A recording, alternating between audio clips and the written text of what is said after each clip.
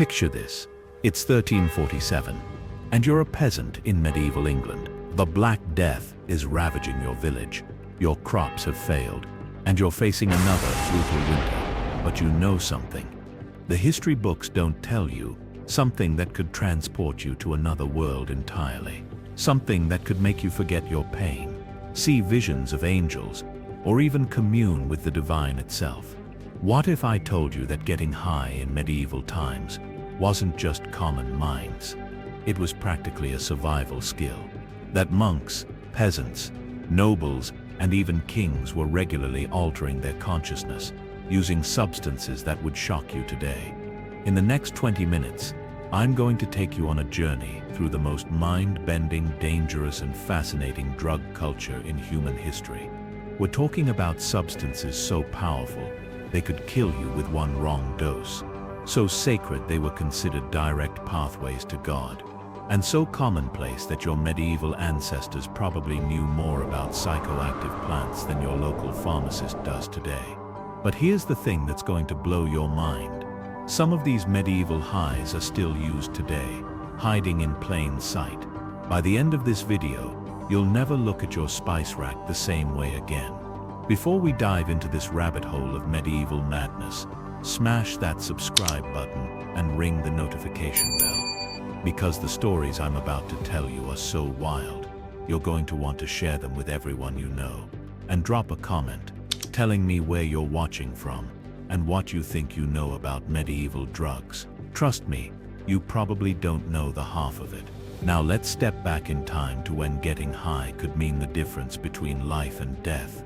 To understand why medieval people got high, you first need to understand their pain. Imagine living in a world where a simple toothache could kill you, where childbirth claimed 1 in 3 women, and where the average person died before their 35th birthday. This wasn't just about recreational fun. This was about survival. Medieval life was brutal beyond our modern comprehension. Peasants worked from dawn to dusk, with primitive tools, their bodies breaking down from constant labor. Knights returned from battle with wounds that would never properly heal. Women faced the agony of childbirth with no epidural, no modern medicine, just prayers and whatever natural remedies they could find. But here's where it gets interesting. Medieval people weren't helpless victims. They were master chemists, botanical experts, and pharmaceutical pioneers. They had to be. When your life depends on managing pain, you become very, very good at finding solutions. The medieval medicine chest was filled with substances that would make a modern DEA agent's head spin. Opium poppies, cannabis, nightshade family plants, ergot-infected rye, and dozens of other psychoactive substances were as common as aspirin is today. The difference? These weren't regulated, tested, or standardized. 1 dose could heal you, 2 could kill you. And here's something that might surprise you.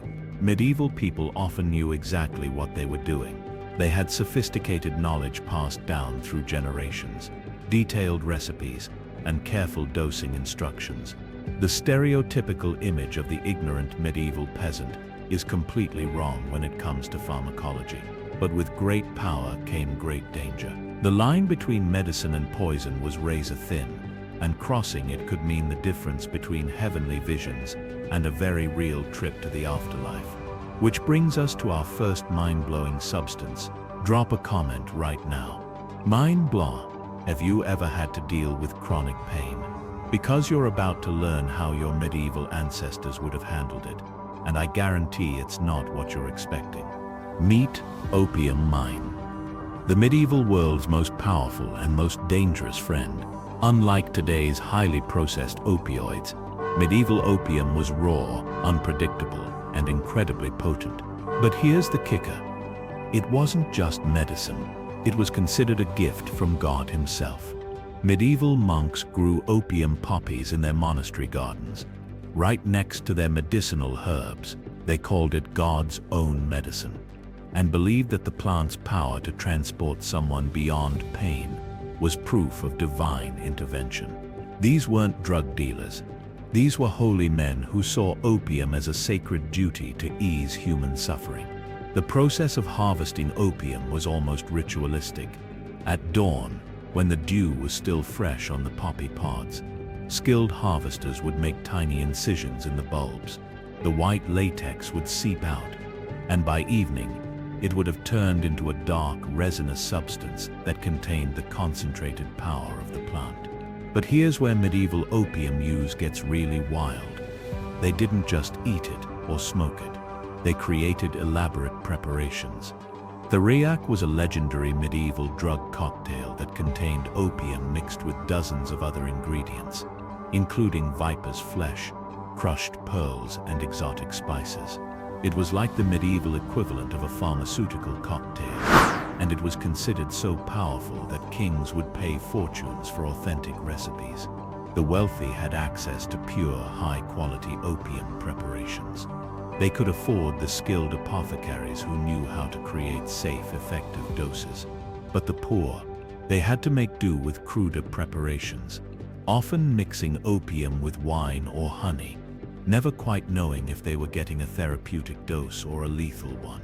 And the effects were exactly what you'd expect from a powerful opioid. Users reported floating sensations, vivid dreams, complete pain relief, and sometimes direct communication with divine beings. But they also reported something else: addiction. Medieval texts describe people who became slaves to the poppy, unable to function without their daily dose. One medieval physician wrote, "The poppy grants us glimpses of paradise, but demands we pay with pieces of our soul." That's a pretty accurate description of opioid addiction from someone writing 800 years ago. But opium wasn't the only game in town. Medieval people had access to something even more unpredictable, more dangerous, and more likely to send you straight to another dimension. And you've probably eaten it without even knowing. This is where medieval drug use gets truly terrifying. Ergot, Mendes, a fungus that grows on rye grain, was responsible for some of the most intense, horrifying, and life-changing highs in medieval history. And the scariest part? People often consumed it completely by accident. Picture this: you're a medieval peasant, and you've just made bread from your latest rye harvest. You eat it for breakfast, and within hours, you're experiencing the most intense hallucinations of your life. Your limbs feel like they're on fire. You're seeing demons and angels battling in your kitchen, and you're convinced that the end times have arrived. This actually happened to entire villages. In 1518, the town of Strasbourg experienced what historians call the dancing plague. Hundreds of people danced uncontrollably for days, many literally dancing themselves to death. Modern historians believe this was mass ergot, poisoning from contaminated grain. But here's the twist. Some medieval people figured out how to use ergot intentionally. They discovered that in tiny doses, it could induce religious visions, enhance spiritual experiences, and provide insights that seemed to come directly from the divine realm. Certain monasteries and religious communities may have deliberately cultivated ergot-infected grain for spiritual purposes. The symptoms of ergot poisoning read like a psychedelic trip report. Users described seeing vivid colors, experiencing synesthesia, feeling like they were floating above their bodies, and having profound spiritual revelations. But they also described extreme physical discomfort, burning sensations, and sometimes complete mental breakdown.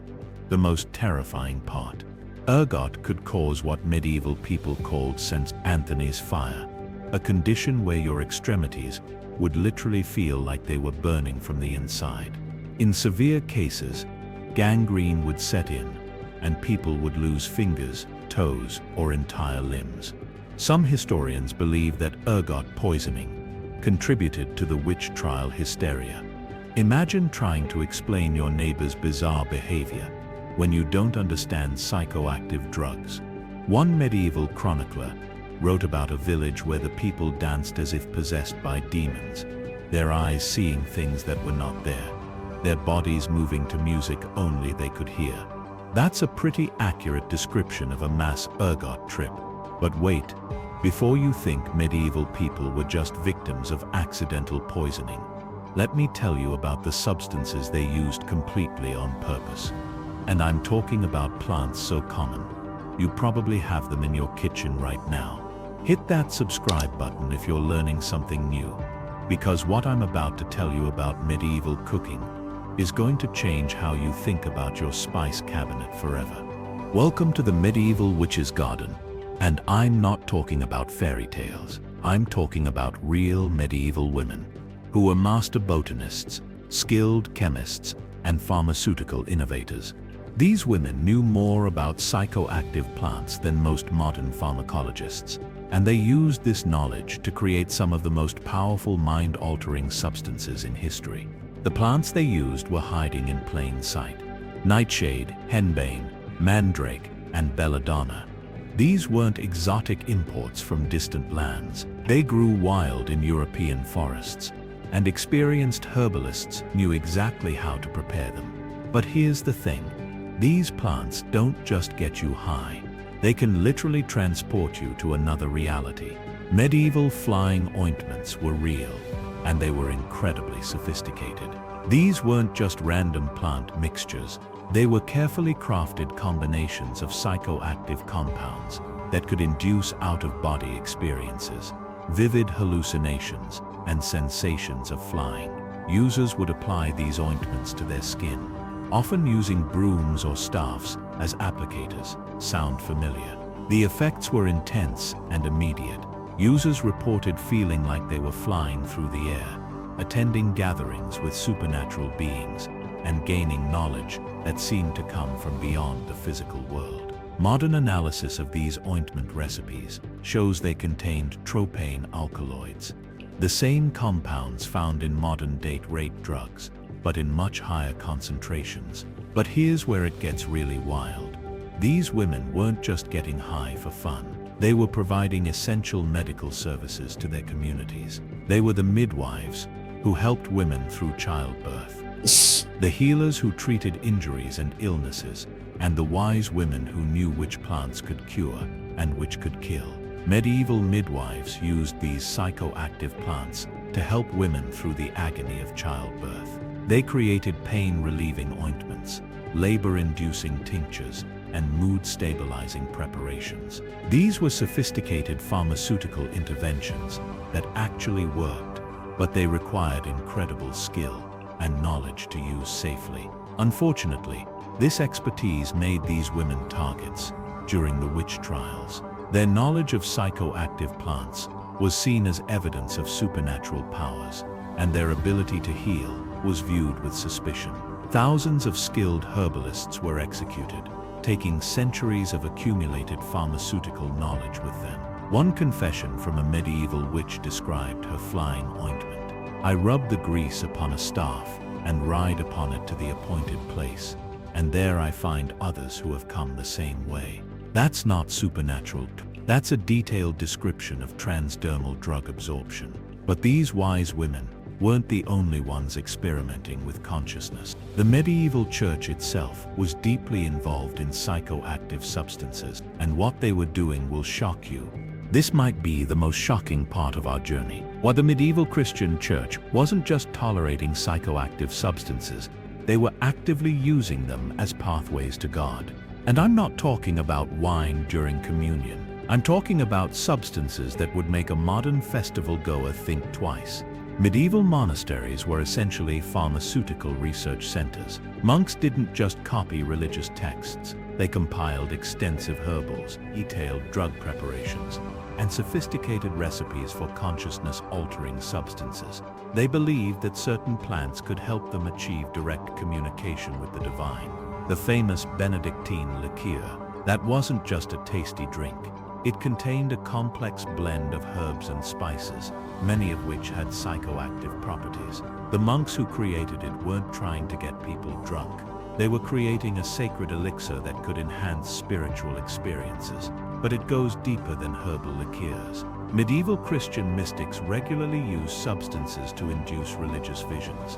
They wrote detailed accounts of their experiences, describing encounters with angels, visions of heaven, and direct communication with Jesus Christ. Modern analysis suggests many of these visions were chemically induced. Even the incense burned in medieval churches often contained psychoactive compounds. Frankincense, myrrh, and other aromatic resins don't just smell good. They contain chemicals that can alter brain chemistry and induce mild euphoric states. Medieval worshippers weren't just smelling pleasant aromas. They were being subtly influenced by psychoactive smoke. The most famous example, the visions of Hildegard of Bingen, a medieval abbess who described incredibly detailed mystical experiences. She wrote about seeing the living light, experiencing synesthesia, and receiving divine knowledge. Modern neurologists believe her descriptions match ergot poisoning symptoms perfectly. But here's what makes this even more fascinating. Medieval religious authorities distinguished between divine and demonic highs. The same substance that could provide a holy vision in a monastery could get you burned at the stake if used by a village-wise woman.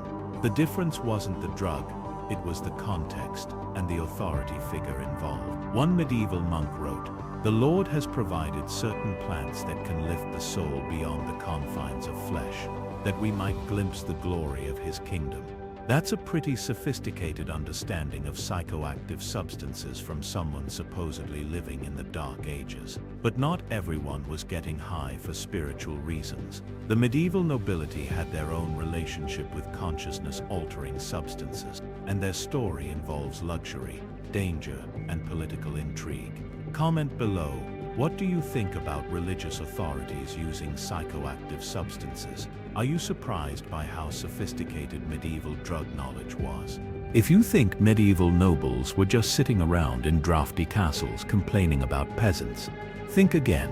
The medieval aristocracy had access to the most exotic, expensive, and powerful drugs in the known world, and they weren't shy about using them.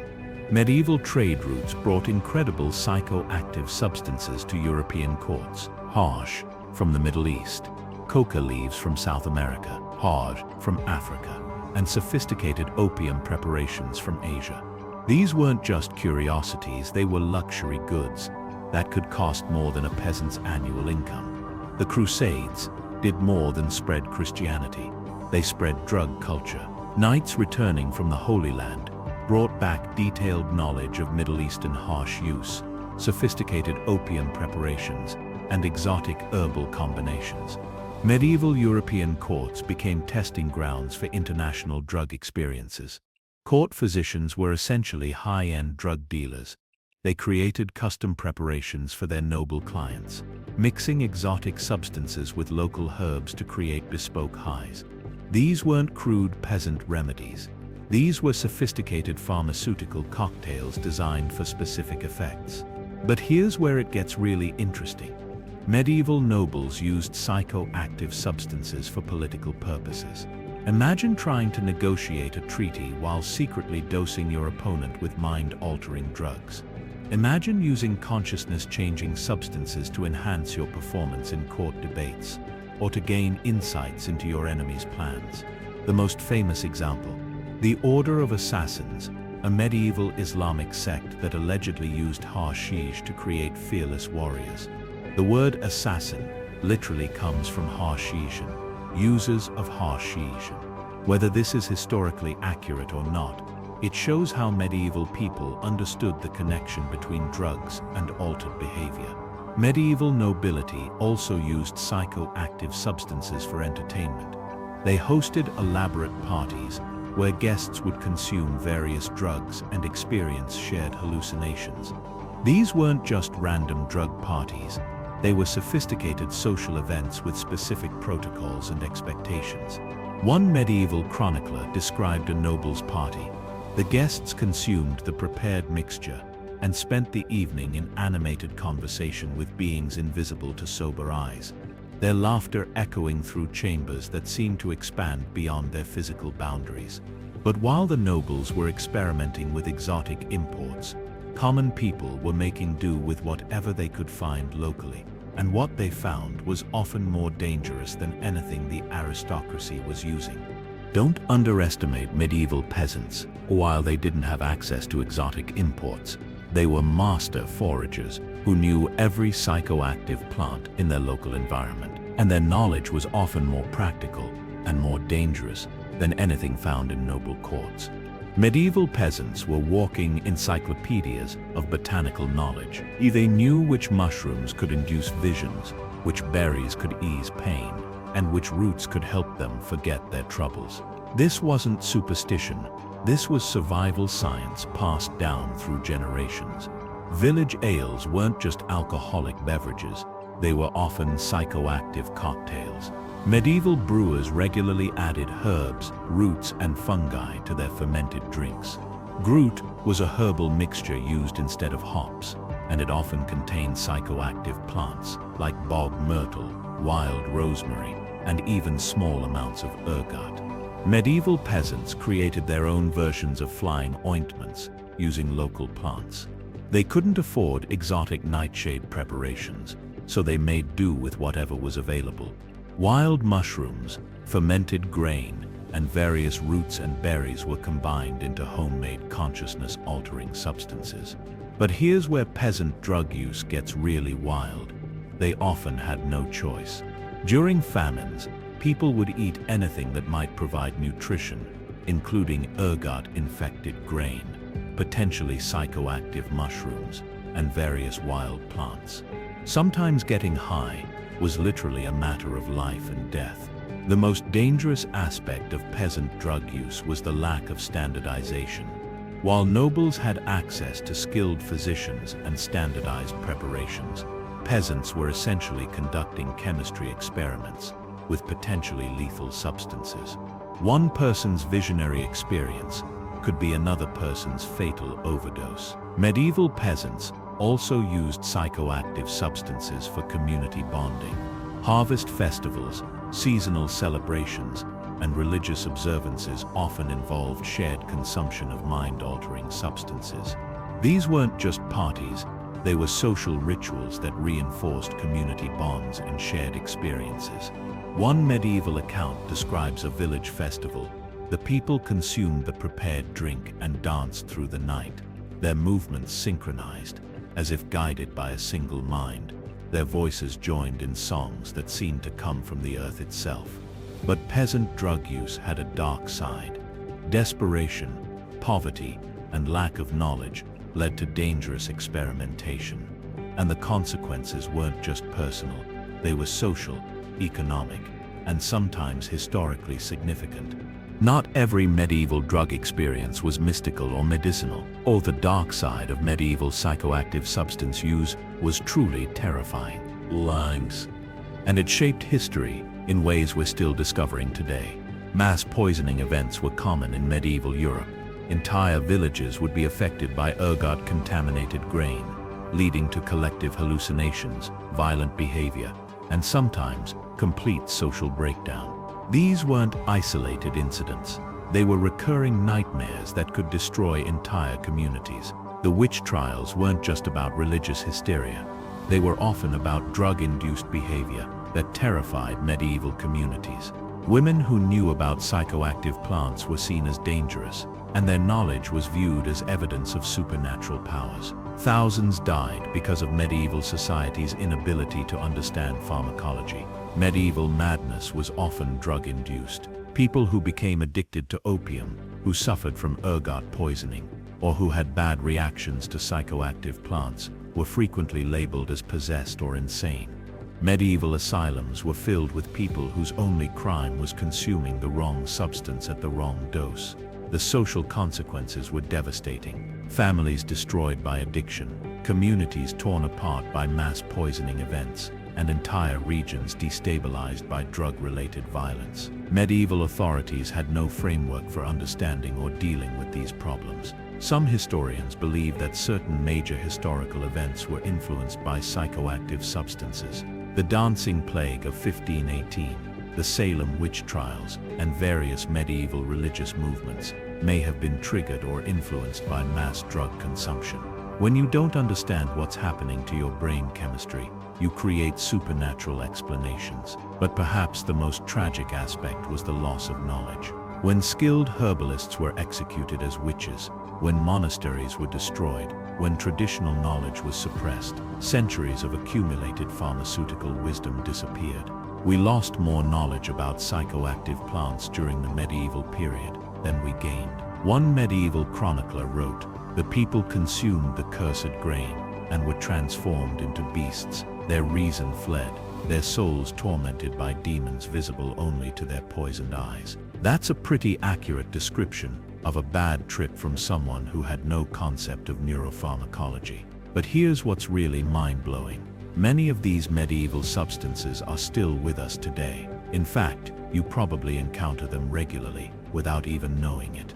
This is going to blow your mind. Walk into your kitchen right now and look at your spice rack, that innocent collection of cooking ingredients. It's actually a medieval pharmacy filled with psychoactive substances that your ancestors used to alter their consciousness. Nutmeg isn't just a Christmas spice-ish. It's a powerful psychoactive substance. Medieval people knew that large doses could induce hallucinations, out-of-body experiences, and profound alterations in consciousness. Modern nutmeg poisoning cases still occur, usually when people discover its psychoactive properties the hard way. That chamomile tea you drink to relax. Medieval people used it as a mind-altering substance. In large doses, chamomile can induce vivid dreams, mild hallucinations, and altered states of consciousness. Your bedtime tea is actually a mild psychoactive drug. Sage, rosemary, thyme, and other common herbs all contain compounds that can affect brain chemistry. Medieval people knew exactly how to prepare these plants to maximize their psychoactive effects. They weren't just seasoning their food, they were medicating themselves. Even your morning coffee has medieval drug connections. While coffee wasn't available in medieval Europe, similar stimulants were used for centuries. Medieval people consumed various caffeinated and stimulating substances to alter their mental state and enhance their performance. The most shocking part, many modern pharmaceutical drugs are based on medieval preparations. Aspirin comes from willow bark, digitalis from foxglove, and morphine from opium poppies. Your medicine cabinet is filled with refined versions of substances that medieval people used to get high. Modern recreational drugs often have medieval predecessors. MDMA is chemically similar to compounds found in nutmeg. LSD is related to ergot alkaloids. Even cannabis has been used for thousands of years, including throughout the medieval period. But here's the thing that really connects us to our medieval ancestors. We're still using many of these substances for the same reasons they did. Pain relief, spiritual exploration, social bonding, and consciousness alteration. The methods have changed, but the motivations remain the same. Drop a comment right now and tell me, which of these everyday substances surprised you the most? Have you ever experienced any psychoactive effects from common spices or herbs? Medieval people weren't just randomly eating psychoactive plants. They were sophisticated pharmacologists who developed incredibly advanced methods for extracting, concentrating, and delivering mind-altering substances. Their techniques were so effective that many are still used today. Medieval alchemists perfected distillation techniques that could concentrate psychoactive compounds to incredible potency. They created tinctures, extracts, and essences that were far more powerful than the original plant materials. These weren't crude preparations. These were sophisticated pharmaceutical products. The art of creating drug combinations was incredibly advanced. Medieval herbalists knew exactly which substances would enhance each other's effects, which would counteract negative side effects, and which combinations could create entirely new psychoactive experiences. They were essentially creating designer drugs centuries before the term existed. Medieval people understood bioavailability in ways that would impress modern pharmacologists. They knew that certain substances needed to be smoked, others needed to be absorbed through the skin, and still others needed to be consumed on an empty stomach. They had sophisticated delivery methods for maximum effectiveness. Transdermal absorption was a medieval specialty. Those flying ointments weren't just rubbed on randomly. They were applied to specific areas of the body where absorption would be most effective. Medieval people understood that different areas of skin had different absorption rates. Medieval preparation methods were incredibly precise. They knew exactly when to harvest plants for maximum potency, how to dry and store them to preserve active compounds, and how to combine them for specific effects. This knowledge was passed down through generations of practitioners. Dosage was everything in medieval drug use. Skilled practitioners could calculate doses based on body weight, age, gender, and intended effect.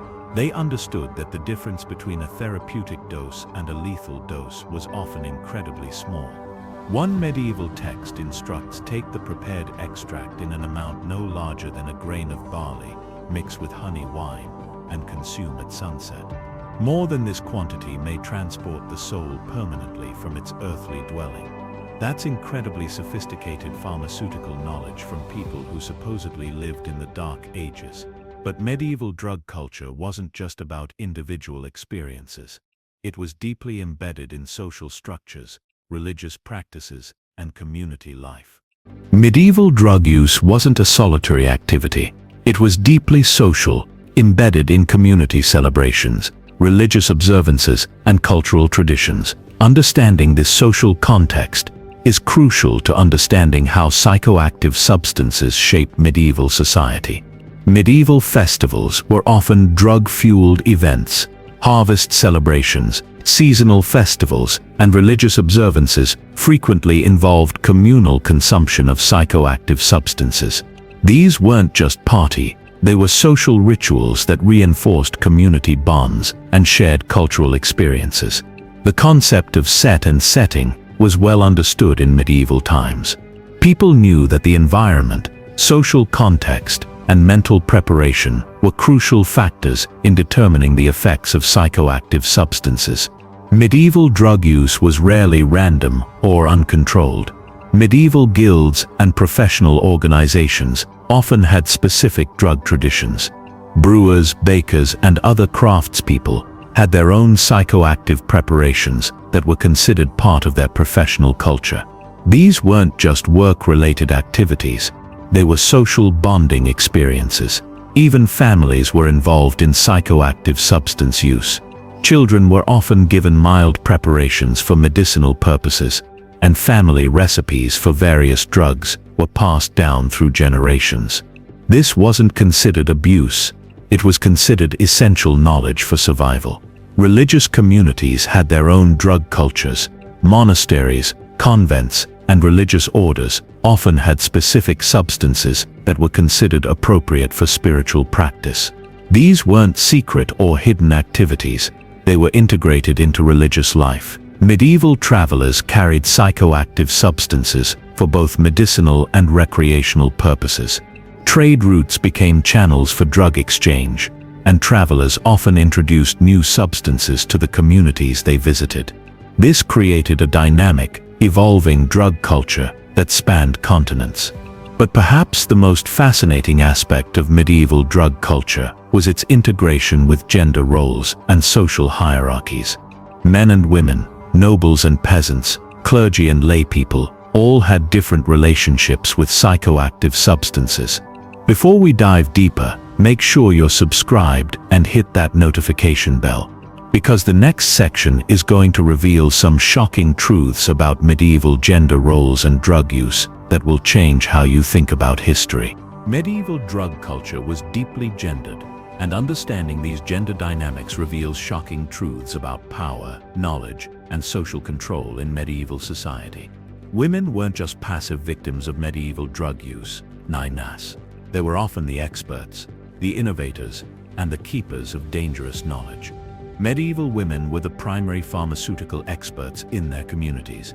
They were the ones who knew which plants could induce labor, which could prevent pregnancy, and which could ease the pain of childbirth.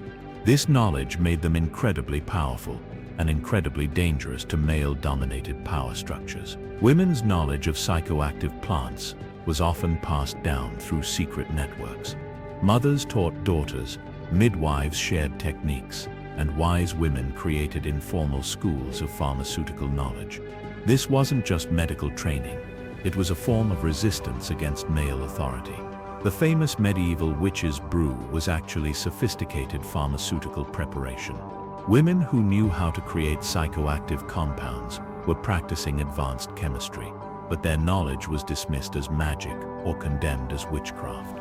The persecution of witches was often the persecution of skilled female pharmacologists.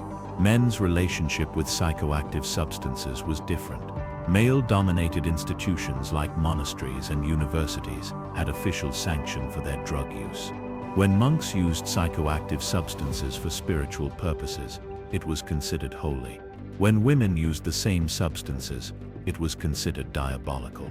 Medieval knights and soldiers had their own drug culture. They used stimulants before battle, pain relievers after combat, and various substances to deal with what we would now recognize as PTSD. But their drug use was considered masculine and heroic, while women's drug use was considered feminine and dangerous. Perhaps the most important aspect of gendered drug use was reproductive control. Medieval women used various psychoactive plants to manage fertility, ease childbirth, and deal with reproductive health issues. This knowledge gave them a form of autonomy that threatened patriarchal control over women's bodies. One medieval text warns, "Beware the woman who knows the secrets of plants, for she holds power over life and death, pleasure and pain, and the very essence of what makes us human." That's not describing a witch, that's describing a skilled pharmacologist whose knowledge threatened male authority. But medieval drug culture wasn't just about gender, it was about economic power, political control, and social hierarchy. And the stories of how drugs shaped medieval politics will blow your mind. Medieval politics and psychoactive substances were intimately connected. Drugs weren't just personal experiences, they were tools of political power, economic control, and social manipulation. The stories of how medieval rulers used drugs to maintain their authority are absolutely wild. Medieval rulers controlled access to the most powerful psychoactive substances. Opium, exotic spices, and rare herbs were luxury goods that could only be afforded by the wealthy. By controlling these substances, rulers could reward loyalty, punish enemies, and maintain social hierarchies. Medieval poisoning wasn't just about killing people, it was about controlling their minds. Skilled court physicians could create substances that would make targets more compliant, more suggestible, or more likely to make poor decisions. Political negotiations were often chemical warfare by other means. The medieval spice trade was essentially a drug trade. The substances that European nobles paid fortunes to import weren't just for flavoring food, they were for altering consciousness. Control of trade routes meant control of access to mind-altering substances. Medieval exploration was partly driven by the search for psychoactive substances. Columbus wasn't just looking for gold and spices, he was looking for sources of consciousness-altering plants. The age of exploration was partly the age of drug discovery. Medieval wars were sometimes fought over access to psychoactive substances. The Crusades brought European knights into contact with Middle Eastern drug culture. The Mongol invasions spread Asian pharmaceutical knowledge across continents. Military conquest was often pharmaceutical conquest.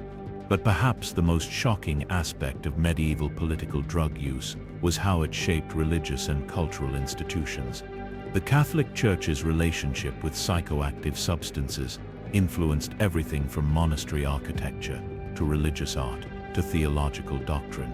One medieval chronicler wrote, "The prince who controls the poppy controls the people, for he who can grant or deny relief from pain holds the power of life and death over his subjects."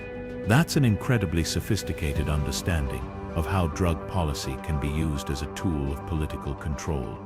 And it was written 600 years ago. But the real mind-blowing part of medieval drug culture isn't just how it shaped politics. It's how it shaped the very foundations of modern medicine, modern chemistry, and modern understanding of consciousness. Everything you think you know about the history of medicine, chemistry, and pharmacology is wrong. The medieval period wasn't a dark age of ignorance. It was a golden age of pharmaceutical innovation that laid the foundation for everything we understand about consciousness-altering substances today. Medieval alchemists weren't just trying to turn lead into gold, they were conducting sophisticated pharmaceutical research. They developed distillation techniques, extraction methods, and chemical analysis procedures that are still used in modern drug manufacturing. Your prescription medications are created using methods perfected by medieval alchemists. The concept of standardized dosage, medieval innovation, the idea of drug interactions, medieval discovery, the understanding of bioavailability, medieval pharmaceutical knowledge. Modern pharmacology isn't a rejection of medieval methods, it's a refinement of them. Medieval religious drug use directly influenced modern psychedelic therapy.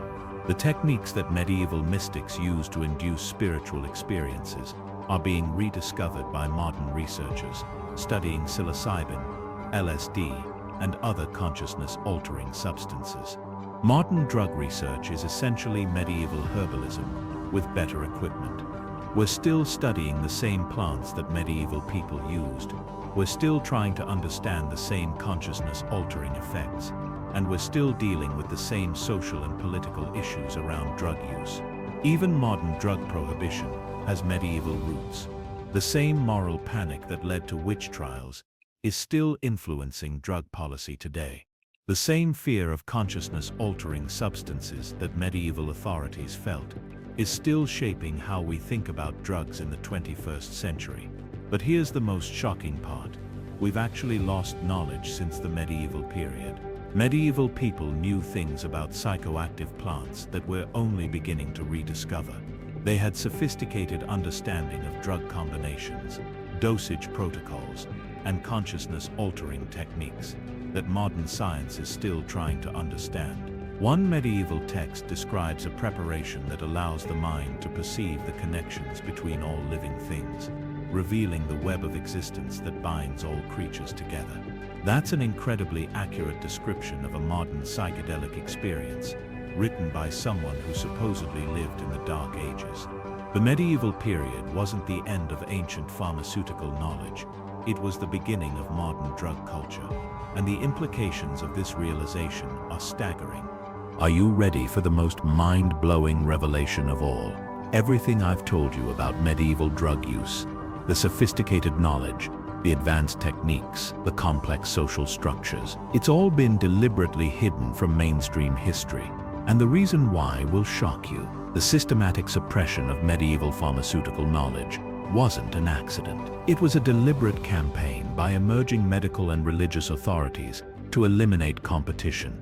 When universities started training official physicians, they had to discredit the traditional healers who already knew more about drugs than the new professionals. The witch trials weren't just about religious hysteria. They were about eliminating skilled female pharmacologists who threatened male-dominated medical institutions. Thousands of women who knew more about psychoactive substances than university-trained physicians were executed as witches. Medieval drug knowledge was systematically erased from historical records. Texts were destroyed, oral traditions were suppressed, and entire libraries of pharmaceutical knowledge were deliberately lost. We're not just ignorant about medieval drug use, Isheim, we've been deliberately kept ignorant. But here's the conspiracy that will blow your mind. Some of this knowledge wasn't lost. It was preserved in secret societies, hidden in religious texts, and encoded in seemingly innocent documents. The knowledge is still out there, waiting to be rediscovered. Modern pharmaceutical companies have been quietly researching medieval drug preparations for decades. They've been studying traditional recipes, testing ancient compounds, and developing new drugs based on medieval knowledge. Your modern medications might be based on formulas that medieval witches perfected centuries ago. The most shocking revelation: the medieval period might have been the high point of human pharmaceutical knowledge. We didn't progress from medieval ignorance to modern sophistication. We fell from medieval sophistication to modern ignorance. and we're only now beginning to climb back up. Think about it. Medieval people lived in a world where psychoactive substances were integrated into daily life, where skilled practitioners understood complex drug interactions, and where consciousness-altering experiences were considered normal parts of human existence. Does that sound like a primitive society to you? Before you dismiss this as conspiracy theory, remember that we're living through the rediscovery of psychedelic therapy, the legalization of cannabis, and the recognition that traditional medicine often contains sophisticated pharmaceutical knowledge. Maybe medieval people weren't as ignorant as we've been told. The connections between medieval drug use and modern pharmaceutical culture are so extensive that it's shocking we don't talk about them more. We're literally living through the rediscovery of medieval pharmaceutical knowledge, and most people don't even realize it. Walk into any modern pharmacy, and you'll find refined versions of substances that medieval people used to alter their consciousness. Opioid painkillers are concentrated versions of medieval opium preparations. Antidepressants work on the same neurotransmitter systems that medieval herbs affected. Even over-the-counter medications often contain compounds that medieval people used as psychoactive substances. The modern psychedelic renaissance is essentially the rediscovery of medieval consciousness-altering techniques. Researchers studying psilocybin, LSD, and DMT are finding that these substances produce experiences remarkably similar to those described in medieval mystical texts. Modern drug forums and online communities are recreating the same knowledge-sharing networks that medieval herbalists used. People are sharing recipes, discussing dosages, and comparing experiences in ways that would be completely familiar to a medieval wise woman. The modern cannabis legalization movement is following the same patterns as medieval attitudes towards psychoactive substances. We're moving from prohibition and demonization toward acceptance and integration, the same trajectory that many medieval societies followed.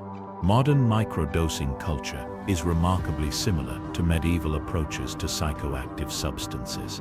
The idea of using small amounts of consciousness-altering substances to enhance daily life, improve creativity, and promote well-being was well understood in medieval times. Even modern drug synthesis often starts with medieval plant sources. Pharmaceutical companies study traditional preparations, identify active compounds, and create synthetic versions. The medieval herbalist's garden is the modern chemist's inspiration. But here's what's really wild. We're not just rediscovering medieval drug knowledge. We're rediscovering medieval attitudes toward consciousness, spirituality, and the role of altered states in human experience. Drop a comment right now. Do you think modern society is becoming more like medieval society in terms of drug use? Are we going backward or forward? I've spent most of this video talking about the fascinating aspects of medieval drug use, but I need to be brutally honest about something. Medieval people were playing with fire, and many of them got burned. The dangers of medieval drug use were real, immediate, and often fatal. Medieval people had no concept of drug purity, standardization, or quality control. What they thought was a therapeutic dose could actually be a lethal overdose. What they thought was a safe preparation could be contaminated with deadly toxins. Medieval drug use was essentially Russian roulette with plant chemistry. The margin for error was incredibly small. Medieval herbalists were working with substances that could kill you if you miscalculated by even a small amount. A slightly larger dose, a slightly different preparation method, or a slightly different plant specimen could mean the difference between a mystical experience and death. Medieval texts are filled with accounts of people who died from drug-related causes. Accidental poisonings, overdoses, and fatal reactions were common. Medieval people accepted these risks because they often had no alternative, but the costs were enormous. The social consequences were devastating. Entire communities could be affected by mass poisoning events. Families could be destroyed by addiction. Social structures could collapse when large numbers of people were incapacitated by drug-related problems. Medieval people also had no understanding of mental health consequences. They didn't know that some psychoactive substances could trigger lasting psychological problems, that certain people were more vulnerable to addiction, or that some drug experiences could cause permanent changes in brain chemistry. But perhaps the most dangerous aspect of medieval drug use was the lack of medical infrastructure. When things went wrong, there were no emergency rooms, no poison control centers, no trained medical professionals who understood drug interactions. People were on their own when their consciousness-altering experiments went bad. One medieval chronicle records, "Many sought the visions promised by the wise woman's brew, but some found only darkness, their minds scattered like leaves in autumn wind, never to return to the world of common sense." That's a poetic but accurate description of drug-induced psychosis from someone who had no framework for understanding what was happening. This isn't meant to romanticize or condemn medieval drug use minus. It's meant to give you a complete picture of what getting high was really like when there were no safety nets, no regulations, and no scientific understanding of what was happening to people's brains. So what can we learn from this journey through medieval drug culture? What does understanding how our ancestors got high tell us about ourselves, our society, and our relationship with consciousness-altering substances? First, we've learned that the desire to alter consciousness is fundamentally human. Medieval people weren't primitive or ignorant. They were responding to the same drives that motivate modern drug use. The methods change, but the underlying motivations remain constant. We've learned that sophisticated pharmaceutical knowledge can exist without modern scientific infrastructure. Medieval people developed incredibly advanced techniques for extracting, concentrating, and delivering psychoactive substances without understanding the molecular mechanisms involved. We've learned that drug use is always social and cultural. Medieval people didn't just get high, they created entire social structures around consciousness-altering substances. Their drug use was embedded in religious practices, community celebrations, and cultural traditions. We've learned that gender, power, and politics are always involved in drug culture. Medieval authorities used drug policies to maintain social control, suppress female knowledge, and enforce religious orthodoxy. Sound familiar? We've learned that the relationship between drugs and spirituality is ancient and complex. Medieval people used psychoactive substances to explore consciousness, commune with the divine, and understand their place in the universe. These weren't just recreational activities, they were serious spiritual practices. Most importantly, we've learned that we're not as different from our medieval ancestors as we like to think. We're still using many of the same substances, dealing with many of the same social issues, and asking many of the same questions about consciousness, reality, and human experience. The medieval period wasn't a dark age of ignorance about drugs. It was a complex, sophisticated era of pharmaceutical innovation that laid the foundation for everything we understand about consciousness-altering substances today. But there's one more shocking revelation that I've been saving for the end. Here's the final mind-blowing truth about medieval drug use that changes everything. We haven't progressed beyond medieval pharmaceutical knowledge. We've regressed from it, and we're only now beginning to understand what we've lost. Medieval people lived in a world where consciousness-altering substances were integrated into daily life in ways that we can barely imagine. They had sophisticated understanding of drug interactions, personalized dosing protocols, and complex preparation methods that modern science is still trying to understand. Modern pharmaceutical research is essentially the rediscovery of medieval knowledge using modern equipment. We're studying the same plants, investigating the same compounds, and trying to understand the same consciousness-altering effects that medieval people had already mastered. The medieval period might represent the high point of human pharmaceutical knowledge. They had access to substances we've forgotten about, techniques we've lost, and understanding of consciousness that we're only beginning to rediscover. Think about it. Medieval people routinely experienced altered states of consciousness that modern people only achieve through expensive therapy, illegal drugs, or extreme meditation practices. They had built-in methods for exploring consciousness that were part of their daily lives. The systematic suppression of medieval pharmaceutical knowledge wasn't just historical accident. It was a deliberate campaign that disconnected us from thousands of years of accumulated wisdom about consciousness, healing, and human potential. But here's the hopeful part. We are living through the rediscovery of this knowledge, the psychedelic renaissance, the legalization of cannabis, the acceptance of traditional medicine, the integration of consciousness-altering practices into therapy. We're slowly rebuilding the sophisticated drug culture that medieval people took for granted. Medieval people weren't primitive ancestors struggling with crude drugs.